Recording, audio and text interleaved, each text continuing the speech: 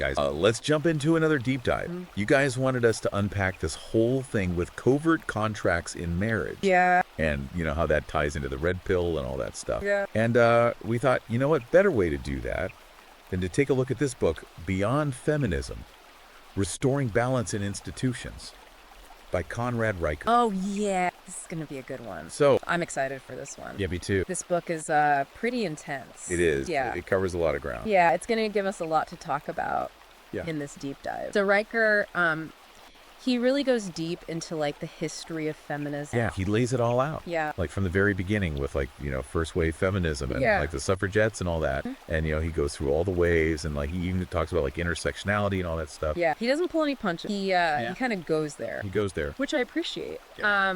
But I'm kind of curious, like, what was your take on, like, how all that, like, historical stuff connects to, like, what guys are dealing with today? Like, how does that actually, like, play out in the real world? Well, okay, so like one thing that really struck me was how Riker talks about this shift in feminism. Okay. Like how, you know, the early feminists were fighting for like basic rights, you know, like the right to vote and own property and stuff. The essential Yeah, stuff. exactly. Like stuff that like obviously like needed to happen. Yeah.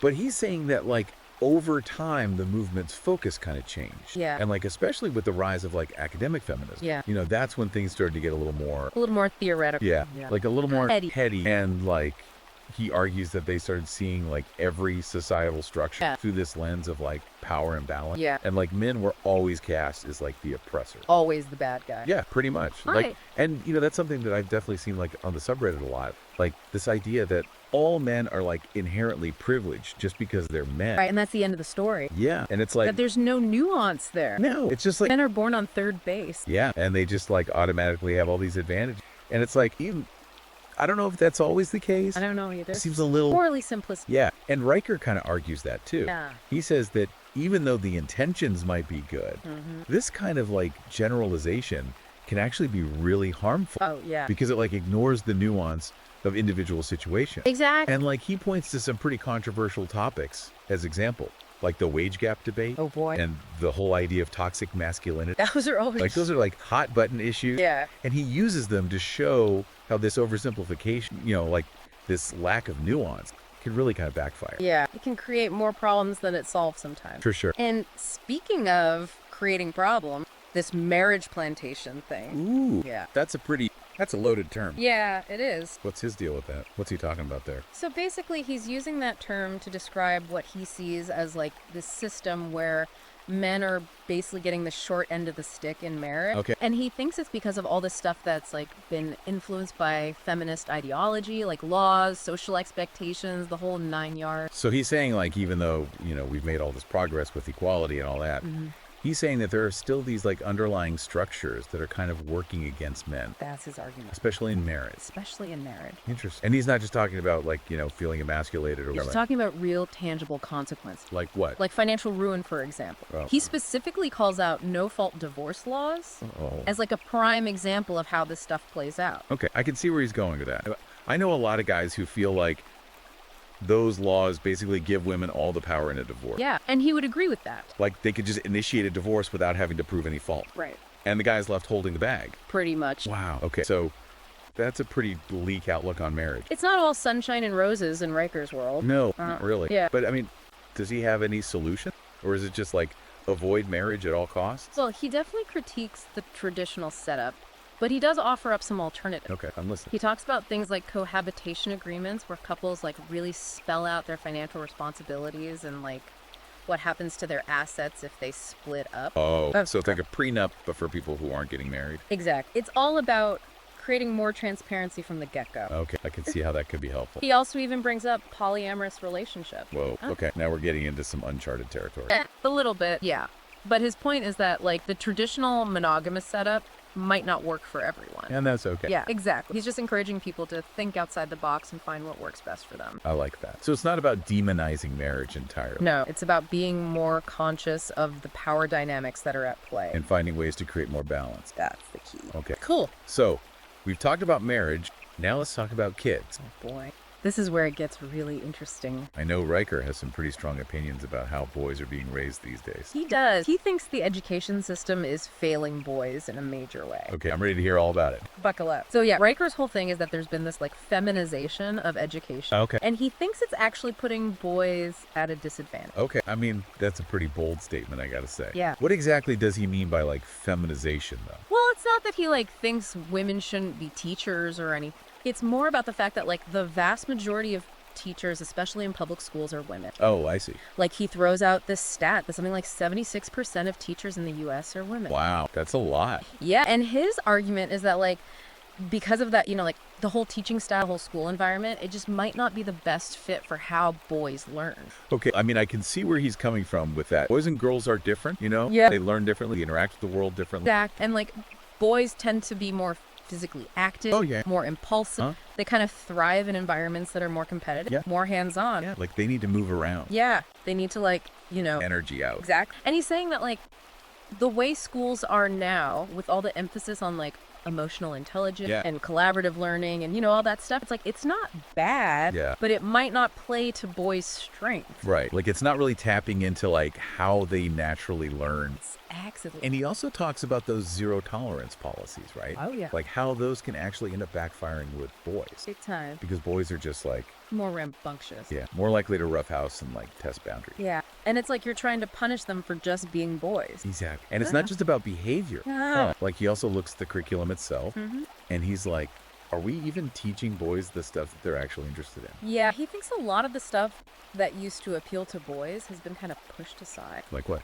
Well, he doesn't really get into specifics, but he kind of implies that, like, maybe there's less emphasis on things like hands-on activity, Yeah, okay. shop class, stuff like that. Yeah, I see. And more emphasis on, like, Like book learning. yeah, like more theoretical stuff. Yeah. Which might not be as engaging for a lot of boys. Right. And then there's that whole thing about ADHD. Oh, yeah. Like he even brings up how ADHD diagnoses are way more common in boys. Way more common. And he's kind of questioning whether we're just like too quick to label boys as having a disorder. Yeah, like maybe they're not actually disorders. Yeah. Maybe they're just Boys. being boys. Yeah. Like maybe they just need a different kind of environment to thrive in. Exactly. He wonders if we're like medicalizing boyhood. Interesting. It's a pretty thought-provoking idea. It is. It is. Yeah. So, okay, we've got this like feminization happening in school, Right. but how does that connect to this whole like demonization of masculinity thing that we were talking about earlier? Well, he sees it as part of the same trend. Okay. Like he's saying that it's not just in schools, it's everywhere. Yeah.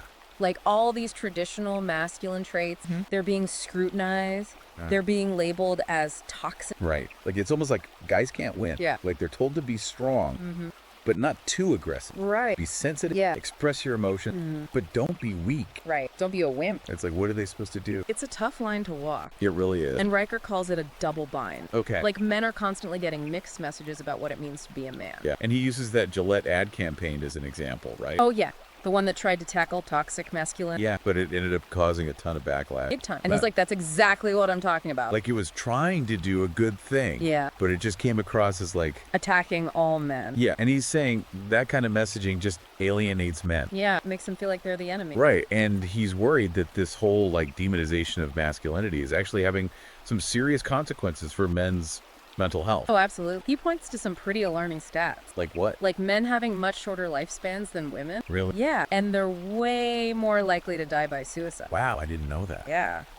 And he thinks it's because of all this pressure that society puts on men. Like to be strong. To be providers, Yeah. to never show weakness. Yeah. And he even uses this term Superman syndrome Yeah. to describe how men feel like they have to just keep pushing through. Yeah, bottle it all up. Never ask for help. Never show any vulnerability. And that can't be good for their mental health. No, Yeah, it's a recipe for disaster. So what's the solution? Well, Riker thinks we need to create a culture where men feel comfortable being vulnerable. Okay. Where they feel comfortable asking for help. Yeah. Where they have strong support systems. Yeah, like we were saying earlier, men are often conditioned to go it alone. Yeah. But that's not healthy. No, it's not. So we need to encourage men to reach out. Absolutely. To connect with each other. Yeah, to support each other. To build strong friendships and mentorships. I like that. Okay, so we've talked about the problem. Yeah. Now let's talk about solution. What does Riker propose we do about all of this. So where do we go from here? Like, what does he actually suggest we do about all this stuff? Well, he talks about a bunch of things. Actually, one area he gets into that we haven't really touched on yet is the legal system. Oh, yeah. Especially when it comes to family law and domestic violence cases. Okay. He's got some pretty strong opinions about that. I bet. Like, what's his take? He basically thinks the system is rigged against men. Wow. Okay. Yeah.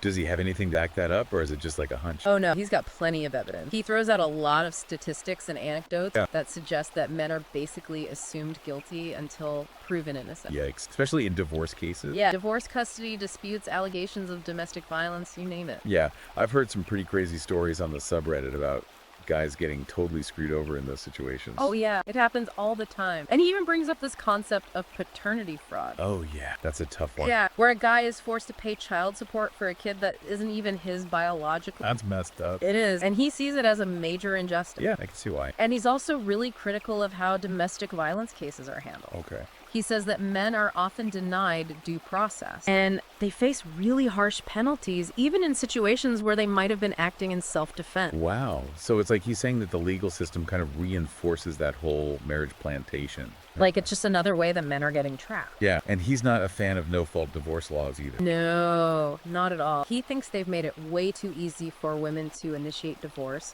and get a favorable settlement, often at the expense of the man's well-being. It's a pretty bleak picture. It can be. Yeah. But he does offer some hope. Okay, good. Because I was starting to get a little depressed. Yeah. No, he doesn't just leave it at that. Okay. He actually provides some advice for how men can navigate this landscape. Okay. Give me the good stuff. Well, first and foremost, he says be aware. Okay. Like, educate yourself about your legal rights. Be cautious about getting married Right. without a really clear understanding of the potential consequences. Yep. And consider those alternative relationship models that we talked about. Right, like cohabitation agreements or whatever. Yeah, exactly. If those seem like a better fit. Okay. So it's all about going into things with your eyes wide open. Yeah. Forewarned is forearmed. I like that. Yeah.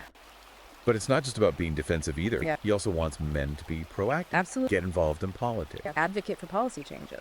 Support organizations that are fighting for men's rights. All of that. Yeah. Not just complaining about the system. Exactly. Make your voice heard. I love it. And he also talks a lot about the importance of building strong support networks. Oh, yeah. Like having strong male friendships and mentorships. That's huge. Yeah, because men often feel like they have to go it alone. Yeah, to bottle everything up. And that's not healthy. No, it's not. So we need to encourage men to reach out, to connect with each other. Yeah, create those spaces where they can be vulnerable. Yeah, and support each other. Absolutely. It's all about brotherhood. I like that. It's like that old saying, iron sharpens iron. Exactly. And he also encourages men to be active in their community. Like volunteer, mentor younger guys, you know, find ways to make a positive impact. So it's about taking responsibility. Yeah, for yourself and for others. Yeah, I can dig it. It's like reclaiming masculinity in a positive way. That's the goal. Awesome. Well, we've covered a lot of ground today. We have. But I feel like we've only just scratched the surface of this book. Yeah, there's so much more we could talk about. I know, but unfortunately we're out of time. Yeah, sadly. But if you guys want to dive deeper into this stuff, Definitely should. you can find Beyond Feminism, Restoring Balance in Institutions by Conrad Riker on Amazon Kindle and Google Playbooks. Check it out. It's a really thought-provoking read. It is. And, as always, keep those deep dive requests coming. Yeah, we love hearing from you guys. We're here to help you navigate this crazy world. Until next time. Keep questioning, keep learning, and keep the conversation going.